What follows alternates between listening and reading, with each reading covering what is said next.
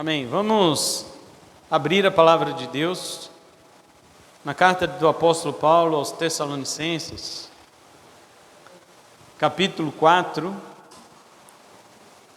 Vamos ler. Hoje nós vamos ler o versículo 9 e o 10.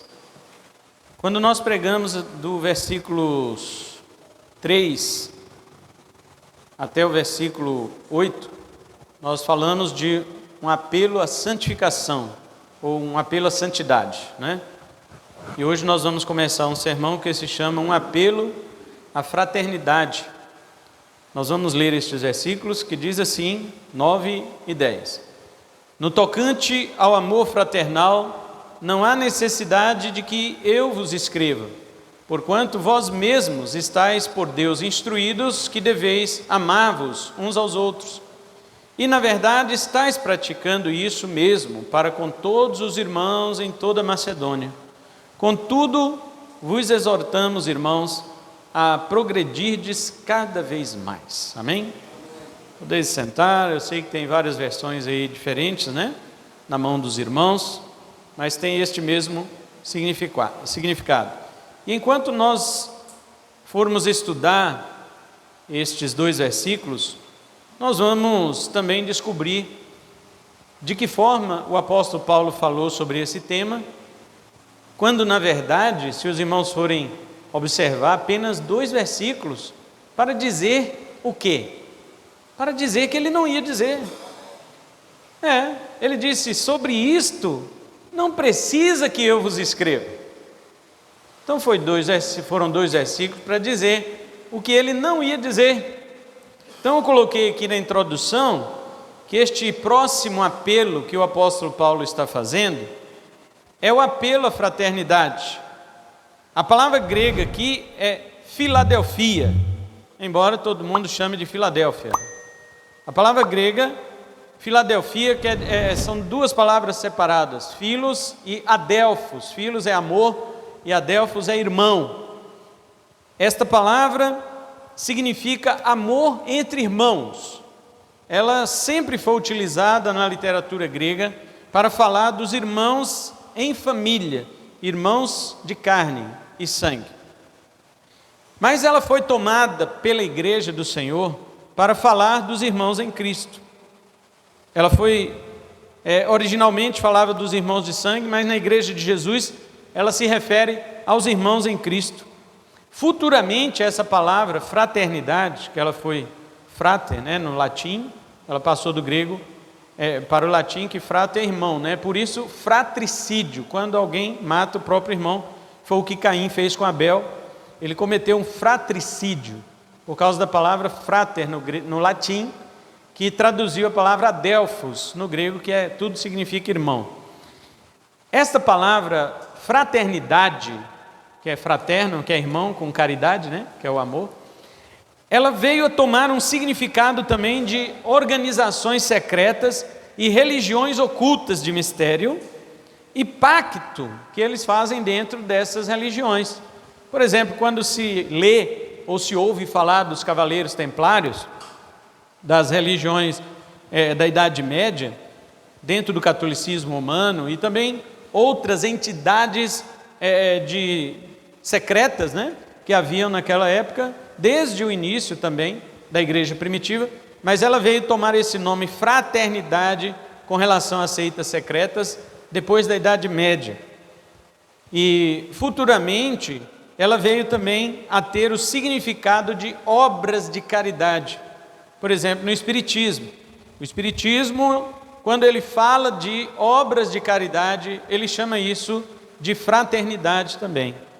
E aí você tem alguns clubes, né, aqui na nossa cidade que refletem essa tal fraternidade, ou seja, você faz parte desse clube, você faz parte desta sociedade secreta, dessa maçonaria, né, a que tem aqui na esquina da Melvin Jones, eu esqueci o nome ali, é uma sociedade ali também que tem esse nome de fraternidade vilenense, né? E esse nome ele foi tomando diferentes significados no decorrer da história. Agora, nós temos que estudar hoje sobre a palavra fraternidade ou Filadelfia, nós temos que estudar no sentido cristão, dentro do que o apóstolo Paulo queria nos ensinar. E a primeira coisa que eu quero destacar aqui, antes de nós entrarmos necessariamente nos pontos que o apóstolo colocou, é a diferença do amor Filadelfia para o amor agape. Todo mundo fala ágape, né? Mas tem as acentuações na língua grega que é diferente. O amor agape e o amor philos, que é Filadelfia, eles têm sentidos diferentes. No amor agape, nós devemos fazer o bem a todas as pessoas, inclusive aos nossos inimigos. E não precisamos ter nenhum tipo de afeição, de sentimento de afeição envolvido por eles, não. Já na Filadelfia, os nossos sentimentos são entranháveis, eles têm que partir das nossas emoções mais profundas e internas, os afetos de uns para com os outros e, consequentemente, a prática da misericórdia mútua, que devemos exercitar uns para com os outros. Observe a diferença destes dois mandamentos, preste atenção. Amarás o teu próximo como a ti mesmo. Isto aqui é um mandamento que fala do amor agape, daquele amor que você não espera receber absolutamente nada em troca, e ao mesmo tempo você também não precisa gostar da pessoa para a qual você vai agir com este amor agape. Você não precisa gostar dela. O amor agape, ele é um mandamento para com o seu irmão, para com o seu próximo e para com o seu inimigo. O amor agape, você tem que exercitá-lo para com todas as pessoas indistintamente. Agora veja o outro mandamento que Jesus chamou de novo. Novo mandamento vos dou. Ele diz, que vos ameis, o quê? Ao próximo? Não. O inimigo? Não. Uns aos outros. E é como a ti mesmo? Não. É como eu vos amei. Veja a diferença. Enquanto que no agape, Deus te obriga a amar todas as pessoas, inclusive teus inimigos, mesmo que você não goste dele, nem ele goste de você, você deve exercer para com ele tudo que tudo que procede do amor de Deus, você tem que exercer para com ele.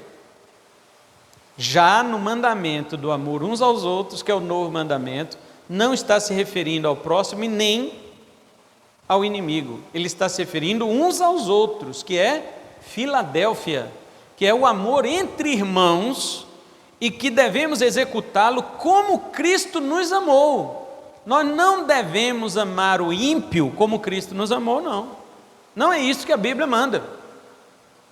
A Bíblia manda amar o teu próximo, sim, com amor agape, como a ti mesmo. Inclusive Paulo, ele chega a aumentar um exemplo disso em Romanos, capítulo 12, versículo 20, quando ele diz assim, aumentando o significado de agape, ele diz, se o teu inimigo tiver fome, inimigo, está vendo?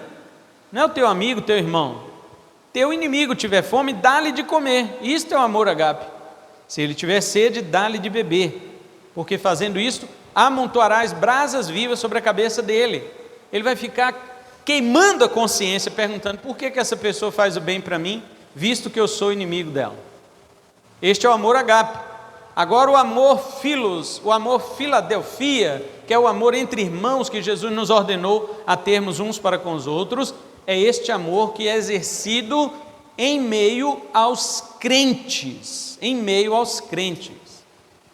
É quando um crente ama o outro como Cristo amou. Aí também é uma obrigação e é um dever. Ele não deve só fazer o bem pelo crente, como ele faria pelo inimigo lá fora. Ele deve ter afeição, ele deve gostar do crente. O crente deve gostar do crente. O crente deve ter entranháveis afetos de misericórdia, como Paulo diz em Colossenses capítulo 3, a partir do versículo 12. Nós devemos ter entranhas, lá no grego fala intestinos de misericórdia, porque quando você realmente ama e gosta, não é só amar, mas gostar, quando você tem grande afeição por uma pessoa, quando você vê essa pessoa, Você não sente um frio na barriga? Pois é isto que quer dizer lá no grego. Os intestinos nossos devem se mover. Olha só, que romântico. Você vira para sua namorada e fala, eu te amo com meus intestinos. Né? Essa relação que o apóstolo Paulo está dizendo é a forma que Jesus Cristo nos ensinou. Devemos amar o próximo, amém. Mesmo sem gostar, amém. Devemos fazer tudo que o amor de Deus exige que façamos e falemos, inclusive, para Ele. Porque muitas vezes tem gente que fala que amar é você não discutir as opiniões. Não, tudo bem, não precisamos discutir a opinião, mas a Bíblia não é opinião. A Bíblia é mandamento. A Bíblia é ordem, não é opinião. Então, quando você fala para um ímpio, para um pecador do Evangelho, ele não vai gostar muito do que você fala, porque você está falando de acordo com a Bíblia. E a Bíblia condena os atos pecaminosos dele. Sabe que na mente mundana de hoje o que é amor? Amor é você deixar a pessoa fazer o que ela quer fazer sem você falar nada com ela e deixar ela tranquila. Mas é isso que a Bíblia diz que é o amor? Não. O verdadeiro amor, eu tenho que ir no ímpio e dizer para ele, suas práticas estão te levando para o inferno. Eu sei que ele não vai gostar, mas eu amo. Eu não gosto dele, eu não tenho afeição por ele, mas eu tenho que amar, porque é um mandamento. Saiba separar essas duas coisas, irmão. Amar e gostar. A Bíblia manda você gostar dos irmãos em Cristo. Mas o ímpio você deve amar mesmo que você não goste e mesmo que ele seja teu inimigo. E este amor não envolve sentimento, não envolve afeição. Já entre os irmãos, sim. Isto é o que Paulo está falando aqui. Por isso que a primeira coisa que eu queria fazer é essa diferença entre o amor agape e o amor Filadélfia. Uma vez alguém me perguntou isso, né? Por que Deus manda... por que Deus... manda a gente amar todo mundo? Deus manda a gente amar todo mundo e você prega dizendo que Deus não ama todo mundo, porque eu prego isso, né? Eu prego isso e mostro na Bíblia que Deus não ama todo mundo. Um versículo muito simples para isto é 1 de João 4,19. Nós o amamos porque Ele o quê? Se Deus ama todos, então todos deveriam amá-lo. São todos que amam a Deus? Então é porque Deus não ama todos. Agora, isso é outro sermão, é outra mensagem, né? Mas o que eu quero dizer aqui para os irmãos é o seguinte, que se Deus nos manda amar a todos, mesmo que Ele não ame a todos, mas Deus ama a todos, de um certo modo. Neste amor agape que nós estamos falando, Deus ama a todos. Nesse sentido de fazer o bem por todas as suas criaturas, Deus faz, ué.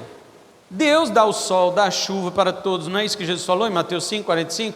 Jesus falou que Deus dá o seu sol para todos, sua chuva para todos, Deus dá o oxigênio, o ar que todo mundo respira. Tem gente que nem crê em Deus e está respirando o oxigênio de Deus, gente.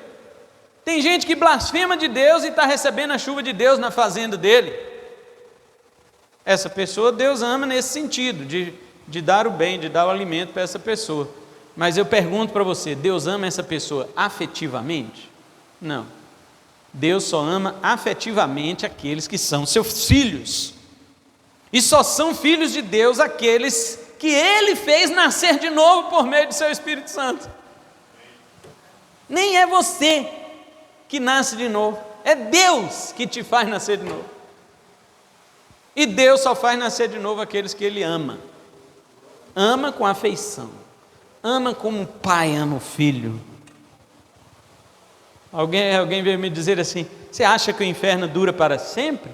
Como que Deus ficaria olhando seus filhos eternamente sofrendo no inferno? Eu falei, e quem falou que filho de Deus vai para o inferno? Filho de Deus vai para o céu.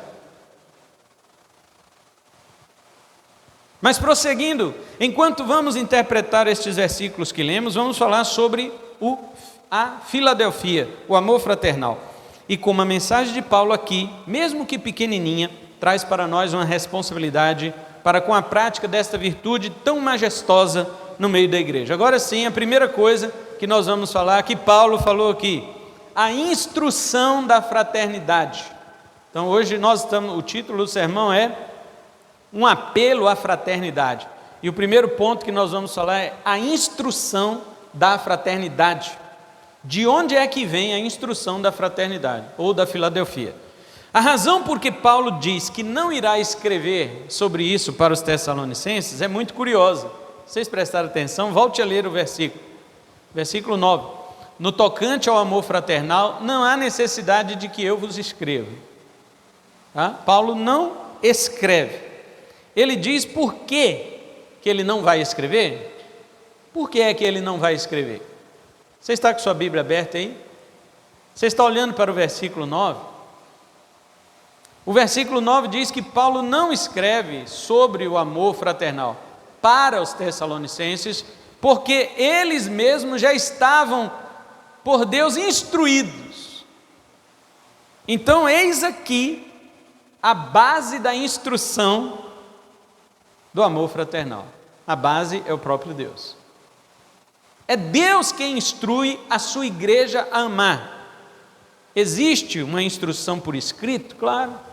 Existe uma instrução que Jesus falou sobre isso? Claro, nós cantamos isso aqui, um novo mandamento vos dou, que vos ameis aos outros. Existe instrução apostólica sobre? Claro que existe.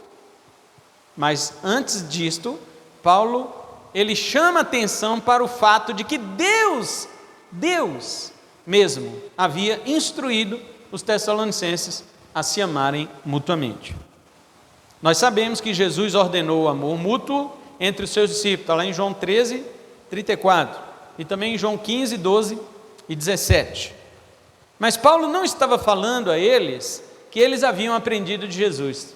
É isso que Paulo está dizendo? Vocês aprenderam de Jesus porque vocês andaram com Jesus? Não, nem Paulo andou com Jesus, quanto mais os Tessalonicenses. Então não é isso que Paulo está dizendo, que eles aprenderam com Jesus. Primeiro porque eles ainda não tinham o Evangelho de João escrito. O Evangelho de João foi a última coisa a ser escrita no Novo Testamento, a última. Até depois do Apocalipse é que João foi escrever o seu Evangelho. E João, entre os 4 evangelistas, é o único que relata o mandamento do amor uns para com os outros. Você já viu amai-vos uns aos outros em Mateus? Não. Já viu em Marcos e Lucas? Você vê em Mateus, Marcos e Lucas, Jesus repetindo o mandamento do Antigo Testamento. Amarás o teu próximo como a ti mesmo. Mas amai-vos uns aos outros como eu vos amei, você só vê em João. Mas o Evangelho de João ainda não tinha sido escrito quando Paulo escreveu aos Tessalonicenses. Paulo escreveu aos Tessalonicenses mais ou menos no ano 49. E João escreveu mais ou menos seu Evangelho no ano 90. Tem uns 40 anos de distância. Então não é isso que Paulo está dizendo. Eles não tinham o Evangelho de João que relata este mandamento. Segundo, porque os Tessalonicenses não andaram com Jesus e, portanto, não ouviram absolutamente nada de sua boca. Futuramente, os apóstolos escreveriam sobre isso, mas até então, como vimos desde os primeiros sermões, a carta de Tessalonicenses foi uma das primeiras coisas a ser escrita no Novo Testamento, irmão. Talvez ela só perca para Gálatas, em termos de cronologia. Não havia Mateus, não tinha Marcos, não tinha Lucas, nada tinha sido escrito ainda quando Paulo escreveu esta carta. Esta é a carta mais antiga da igreja e dos escritos do Novo Testamento. Paulo também diz aos romanos, em outra carta, em Romanos 12, 10, que os romanos deveriam se amar cordialmente uns aos outros, com amor fraternal, preferindo-se em honra uns aos outros. E no 13:8 de Romanos, ele diz: a ninguém fiqueis devendo coisa alguma, a não ser o amor com que vos ameis o quê? Uns aos outros. Mais uma vez ele está falando do exercício do amor de Deus entre irmãos. Pedro também escreveu este mandamento, 1 de Pedro 1, 22. E o principal apóstolo conhecido como apóstolo do amor, que mais escreveu sobre o amor fraternal foi João. 1 de João 3, 11 e 23, 1 de João 4, 7, 11 e 12 e 2 de João 5. Este apóstolo foi o que mais escreveu sobre os mandamentos, ou sobre o mandamento mútuo do amor fraternal. Porém, os tessalonicenses não tinham recebido nenhuma carta sobre isso ainda. A primeira carta, essa igreja foi a primeira igreja privilegiada a receber uma carta, a primeira carta de todas as igrejas que existiam naquela época.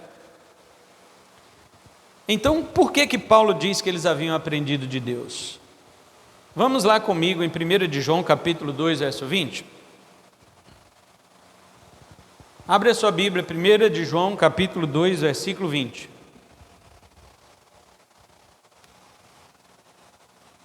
Diz assim o apóstolo João: e vós possuís unção que vem do santo, e todos tendes conhecimento. Agora olha o 27, ele diz assim no 27, quanto a vós outros, a unção que dele recebestes permanece em vós, e não tendes necessidade de que alguém vos ensine, mas como a sua unção vos ensina a respeito de todas as coisas, e é verdadeira e não é falsa, permanecei nele, como também ela vos ensinou. Amém? Amém? Ah, tá. Achei que vocês tinham sumido já. Só estavam as almas aqui. Queridos, o apóstolo João está dizendo que vocês receberam a unção que vem do santo, que já ensina você sobre todas as coisas. Sabia que tem crente que usa este versículo para dizer: eu não preciso de mestre, eu não preciso de pastor, eu não preciso de pregador, eu não preciso de ninguém que me ensine na escola dominical, nem nada. Por quê? Você pergunta para ele: porque eu tenho a unção que vem do santo, e essa unção já me ensina tudo? É isto que o apóstolo João está dizendo? É óbvio que não. O apóstolo João, quando escreveu seus escritos, as 3 cartas, o Apocalipse e o Evangelho, quando ele escreveu os seus 5 escritos no Novo Testamento, tudo mais já tinha sido escrito. João não podia contradizer com nada que havia sido escrito, porque senão ele estaria jogando por terra tudo que os apóstolos falaram, ou então o que ele ia escrever não ia servir para nada. Então o apóstolo João não está contradizendo ninguém. Paulo disse em Efésios 4:11 que Jesus deu uns para pastores e mestres, então a igreja precisa de mestres. Mas por que João está dizendo aqui que vocês não precisam que ninguém vos ensine, porque a unção que vem dele já ensina todas as coisas a vocês? Primeiro, observe o contexto desta carta. O apóstolo João está escrevendo esta carta contra uma heresia primitiva chamada gnosticismo. O gnosticismo ensinava o seguinte: que para você obter salvação, você precisava de um conhecimento secreto que só existia na seita deles. Mais ou menos como a maçonaria de hoje. Hoje ainda existe o gnosticismo. Inclusive, eu fui numa casa gnóstica aqui em Vilhena. Eu não fui para o culto deles não, irmãos. É porque eu fui fazer outra coisa lá.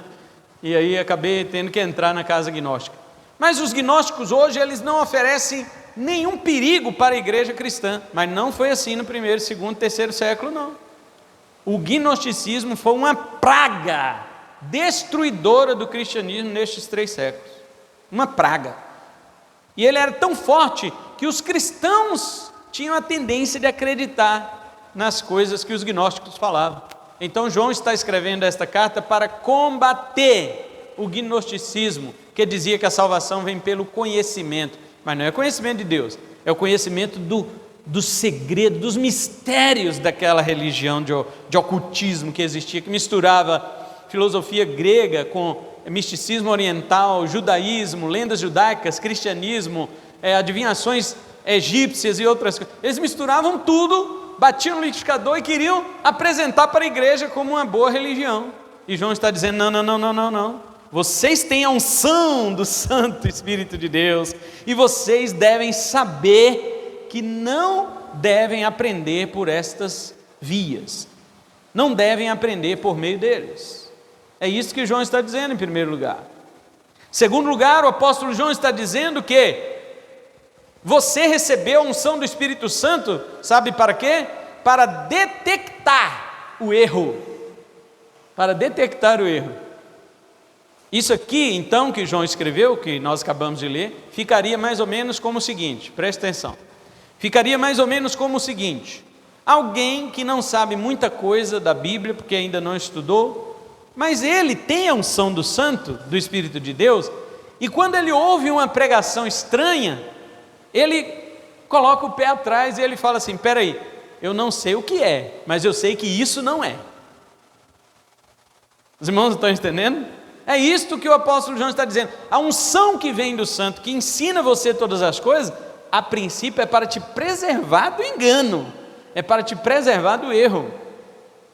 Quinta-feira aqui, né, eu, o irmão Marcos e o irmão Douglas, Marcos visitante, nós conversamos acerca de uma experiência dele, né, do irmão Marcos. Seu sobrenome? Irmão Marcos Matos. Nós conversamos, que aqui tem 3 Marcos, né, então é por isso. Mas aqui nós conversamos exatamente sobre isto. Um pregador que apareceu na igreja dele lá falando coisas absurdas e que ninguém nunca tinha visto na Bíblia. E quando ele falava com aquela imponência de voz, com aquela ciência neurolinguística, capacidade hipnótica e capacidade de convencimento das pessoas, persuasão moral, as pessoas olhavam para a Bíblia e viam aquilo que ele estava dizendo, mesmo que não seja o que a Bíblia esteja dizendo. Então, o irmão Marcos Matos até disse para mim assim, pastor, quando ele começou com essas coisas, eu e mais um irmão da igreja lá, ficamos com o pé atrás, opa, peraí, tem alguma coisa estranha aí. É isto que é a unção do santo. A unção do Espírito Santo, na verdade, não vai te ensinar tudo, senão Jesus não precisava de colocar mestres na igreja. Você precisa aprender com os mestres da igreja, isso é verdade, porque os mestres da igreja te ensinam a palavra como ela é. Existem os falsos mestres? Sim, este é um caso, este é um exemplo. E tem milhares de exemplos de falsos mestres. Agora, se você nasceu de novo, meu irmão, se você realmente é um homem, uma mulher que Deus te fez regenerar pelo poder do Espírito Santo, Ele colocou dentro de você essa unção para você detectar o erro e falar, eu posso não saber o que é, mas isso eu sei que não é.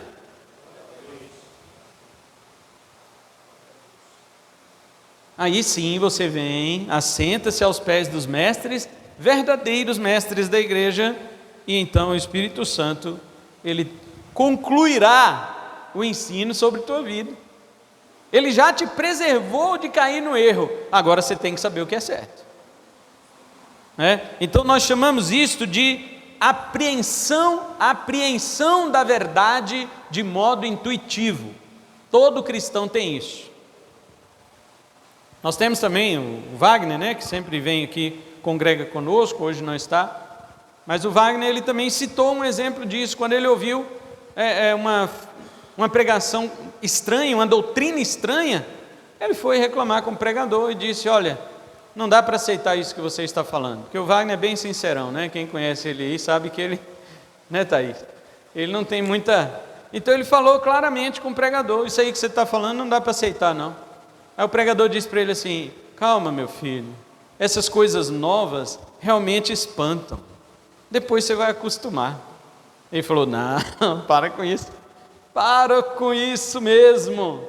E ainda até me citou lá, né, na conversa dele, depois ele me contou, ele falou, o pastor Cleilson falou um dia num congresso que teve aqui, que pregou, falou uma coisa que eu nunca tinha ouvido, e aquilo desceu como palavra de Deus ao meu coração, era coisa nova, e eu não rejeitei.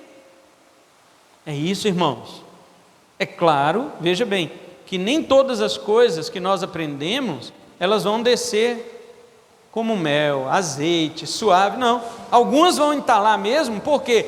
Mas aí você tem que saber se ela está entalando em você porque é uma falsa doutrina, ou se é porque você ainda está querendo manter a glória humana. Tem muito disso. Tem pessoas que rejeitam a doutrina bíblica verdadeira porque ele quer manter a glória do homem. E a doutrina bíblica esmaga a glória do homem, ela exalta somente a glória de Deus. E quando nós falamos sobre a doutrina bíblica que esmaga a glória do homem, o homem fica um pouco irritado, ele fica um pouco acossado. A Sandra pregou ontem aqui, ela deu esse testemunho. Ela disse que quando eu ia evangelizar na casa dela lá, não, tem um monte de coisa, não desce, isso aí não dá. Não tem como, mas quando ela ia para dentro de casa, chegava à noite, o Espírito Santo ficava na cabeça dela. E aí? Até ela se entregar completamente a Cristo. Está vendo? Muitas coisas não vão descer realmente fácil, mas por quê? Porque é uma doutrina estranha ou porque é está esmagando a glória humana e a gente não está gostando. Então temos que verificar, e a unção do Santo, a unção do Espírito Santo nos faz verificar isso. Temos testemunho de vários irmãos sobre isto que nós estamos falando. Então, quando você, de modo intuitivo, ouve aquilo que não é verdade, a direção interior do Espírito Santo te livra do erro. Agora é o seguinte, presta atenção. Se você permanece no erro, porque já foi alertado, a luzinha amarela já acendeu, mas você quer continuar lá, porque aquilo está agradando o seu coração, está afagando o seu ego, e você quer continuar lá, eu digo para você, o Espírito Santo, ele não vai falar mais não. Ele vai deixar você acreditar lá. Você já viu o que Paulo disse em 2 Tessalonicenses 2,11? Ele disse que as pessoas não quiseram crer na verdade, por isso Deus as entregou à operação do erro. Não foi o diabo que levou as pessoas para a operação do erro, foi Deus. E para quê? Para que Deus levou pessoas à operação do erro? Para que elas creiam na mentira. Pastor, como assim? Deus levar pessoas para crerem na mentira? Sim, é isso que Paulo está dizendo. Por quê? Porque essas pessoas nunca tiveram amor pela verdade. Está escrito, 2 Tessalonicenses capítulo 2, versículo 11 e 12. Então, o apóstolo Paulo aqui, ele fala disto, da direção interior do Espírito Santo. Nós conhecemos pessoas autodidatas, são aquelas que aprendem por si mesmas. Mas aqui Paulo usa um termo grego que chama theodidatas. Theo é Deus, Theos é Deus. Então ele quer dizer que são pessoas ensinadas por Deus, instruídas por Deus. Veja, Paulo não está dizendo, vocês são autodidatas, vocês aprenderam a amar uns aos outros sozinhos. Paulo não está dizendo isso. Paulo está dizendo theodidatas. Vocês aprenderam a amar uns aos outros por instrução divina. Esta é uma palavra, theodidactos, é uma palavra que só ocorre aqui, em todo o Novo Testamento. E baseado em alguns estudos, nenhum autor grego nunca utilizou essa palavra que está aqui na nossa Bíblia. Que na Bíblia de vocês, verso 9, irmãos, está escrito assim, porquanto vós mesmos estáis por Deus instruídos. Esta frase, por Deus instruídos, no grego é uma palavra só, theodidactos. Esta palavra, segundo os estudos, nunca foi utilizada por nenhum escritor grego antes e depois de Paulo. Ou aliás, depois foi utilizada como cópia do que Paulo falou. Mas até o apóstolo Paulo, 500 anos, 600 anos de literatura grega, de filosofia grega, de poesia grega, de dramaturgia grega, nunca foi vista esta palavra theodidactos. Ela é a primeira vez que aparece, não só na Bíblia é a única vez, mas ela não é só a primeira vez que aparece na Bíblia, como também a primeira vez que aparece em toda a literatura grega da antiguidade. E a preposição que Paulo usa para completar esta frase aqui é a preposição eis, que significa para dentro, ou seja, mostra que o amor fraternal, olha o final do versículo, estais por Deus instruídos que deveis amar uns aos outros. Esse que no grego é para dentro, vocês foram instruídos por Deus, ensinados por Deus para dentro de vocês, para que vocês se amem uns aos outros. Eis aqui o caráter subjetivo do fruto do Espírito que é gerado no crente,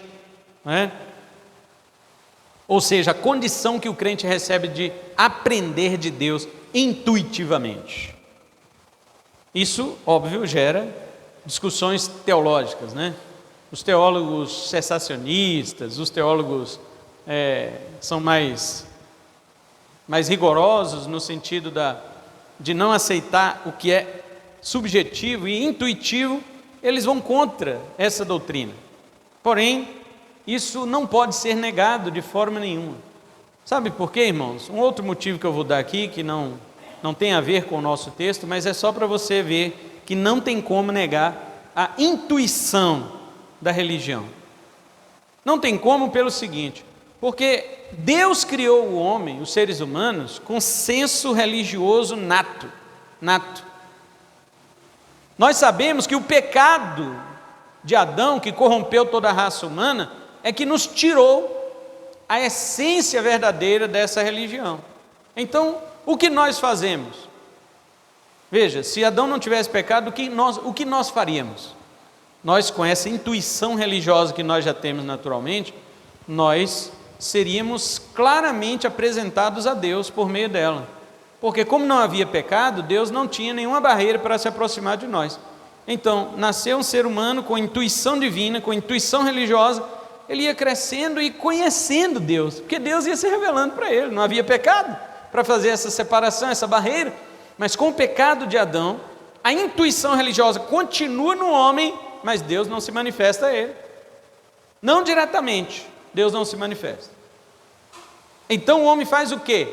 Como ele deseja saciar a sede da sua religião nata, que ele já nasceu com ela, ele deseja saciar essa sede, ele faz o quê?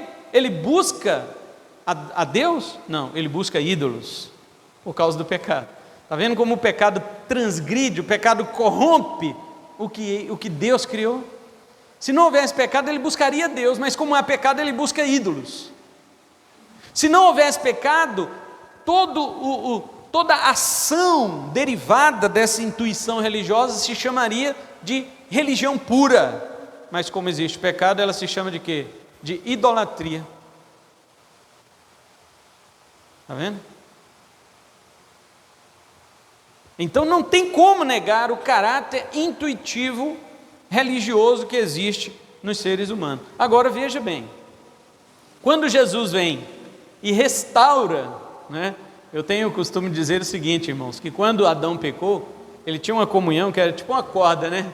Uma corda que Deus segura lá em cima e Adão segura aqui embaixo. Essa corda era a comunhão de Adão com Deus. Quando Adão pecou, essa corda foi cortada, caiu aquela parte para baixo e a outra de cima sumiu para cima. Sumiu. O que os homens fazem? Todo ser humano nasce com essa corda na mão, que é o senso de religião, eles têm.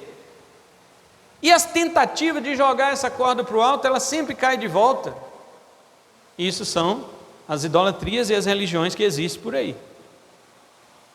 Para que volte a ser como era, a corda do céu é que tinha que descer. Não é a de baixo que o homem tinha que jogar. É aquele pedaço que sumiu lá para cima que tinha que voltar. E quando Jesus veio em carne, ele trouxe essa corda. Ele trouxe. E ele uniu esta corda a todos os filhos de Deus. Agora sim, quando você adora Deus, você só pode adorar em espírito e verdade. Porque você já nasceu de novo.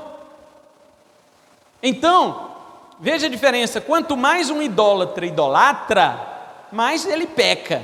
E quanto mais você adora, mais você se santifica. Essa é a diferença. Não existe limite para adorar a Deus, para ter comunhão com Deus, para buscar a Deus. Existe limite? Não existe. Quanto mais você busca a Deus, mais santo você fica. Agora olha o ímpio. Quanto mais ele busca emendar essa corda que foi rompida, mais pecador ele fica. Mais ímpio ele se torna. Está vendo a diferença? Então tudo provém de Deus.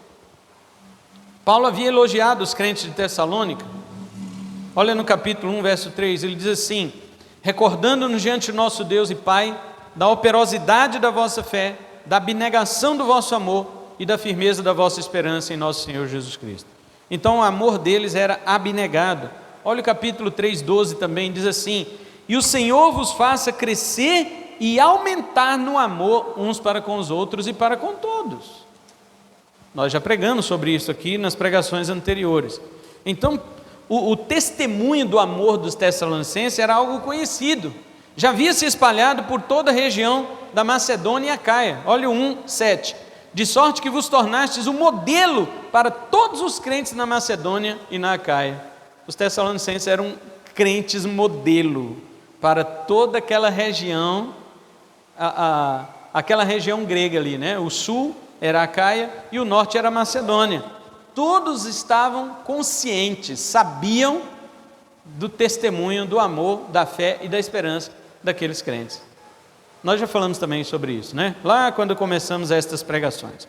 Então não era só uma testificação que Timóteo, que foi lá verificar o estado daquela igreja, havia trazido para Paulo, mas algo que se espalhava como um testemunho inegável por todas as demais cidades. Isso é importante, irmãos, por quê? Porque nos leva a questionar hoje o nosso amor fraternal que temos como irmãos em Cristo.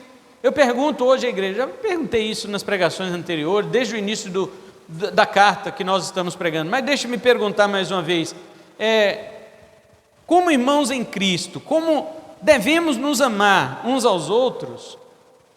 Nós temos muito mais do que os Tessalonicenses tinham.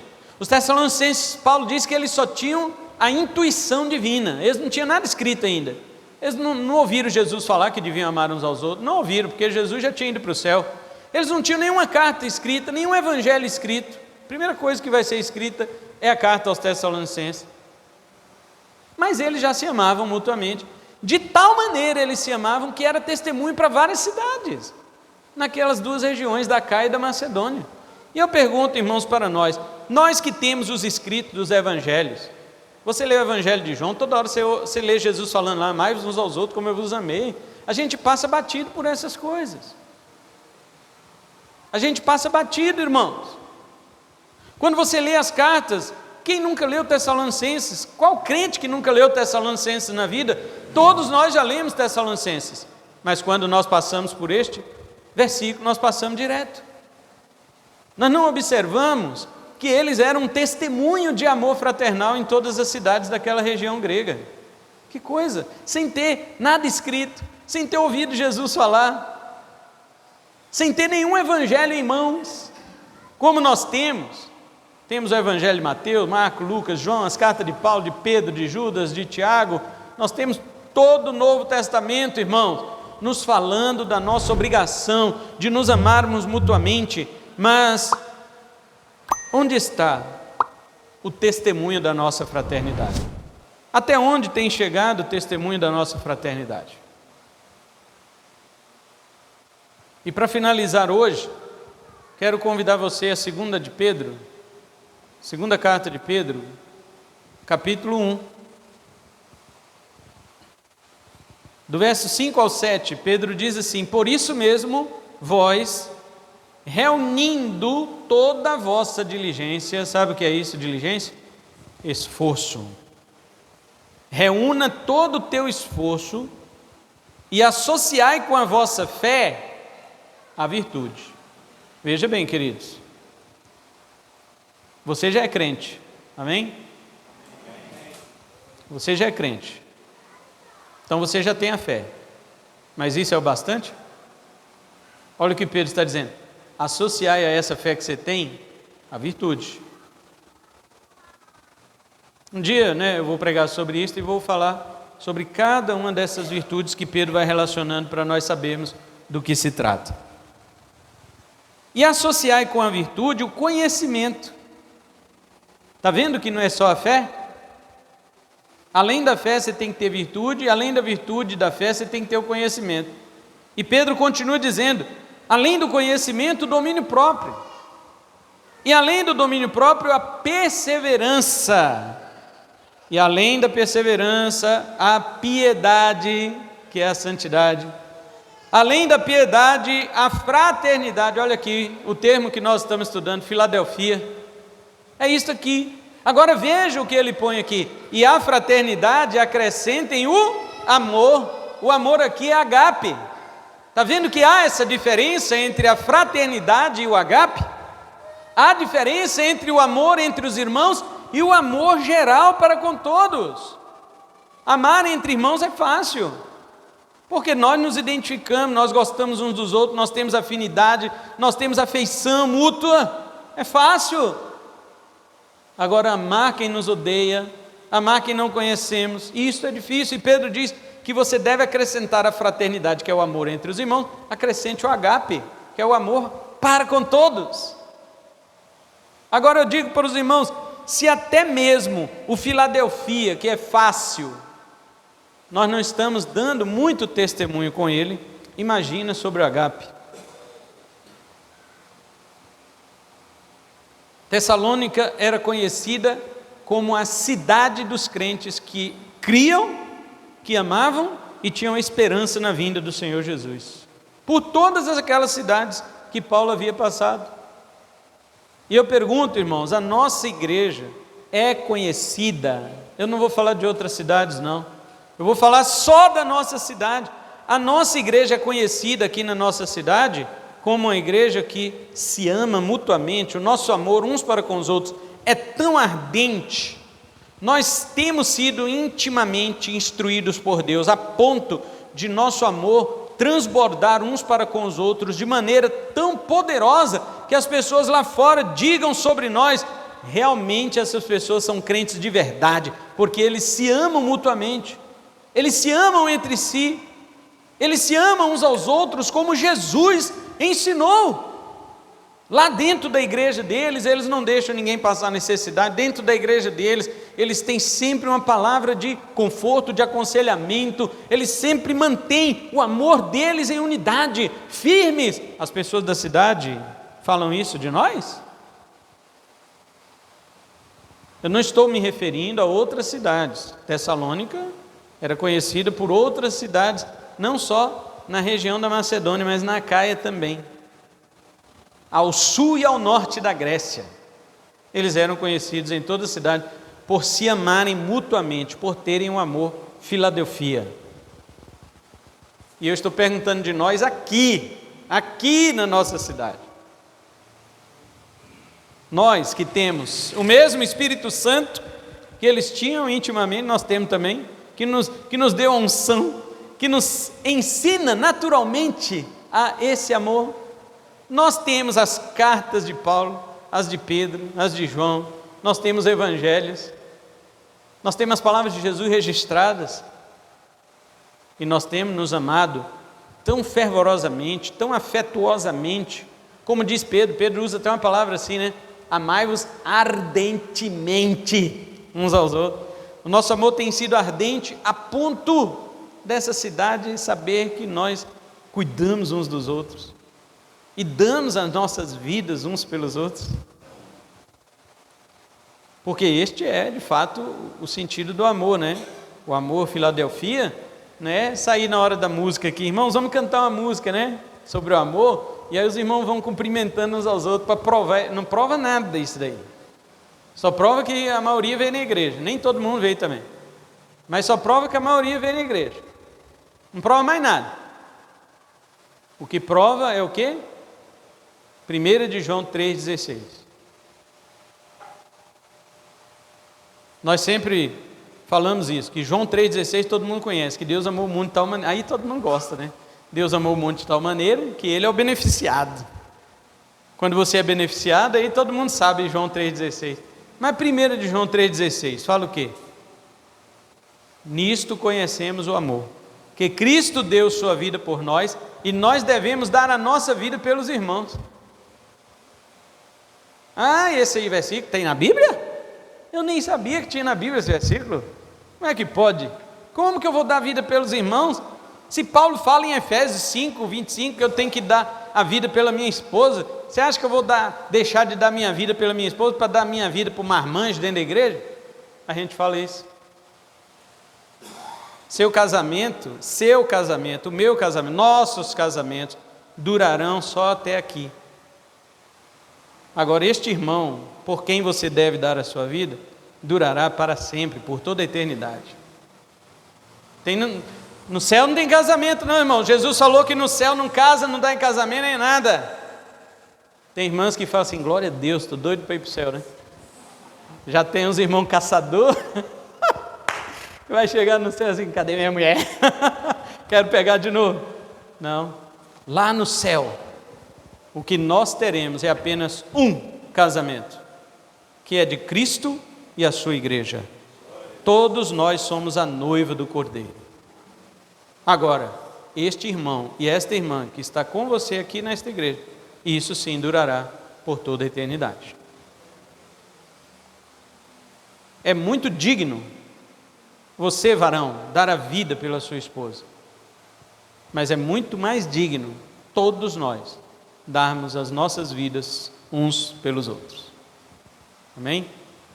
Esta é a primeira parte da mensagem. Ela está dividida em 3 partes. O apelo à fraternidade, primeiro a instrução. Como que você aprende ele? Intuitivamente, por Deus. Isto foi o que nós vimos hoje. Será que Deus realmente nos ensinou este amor aqui? Esta Filadelfia aqui?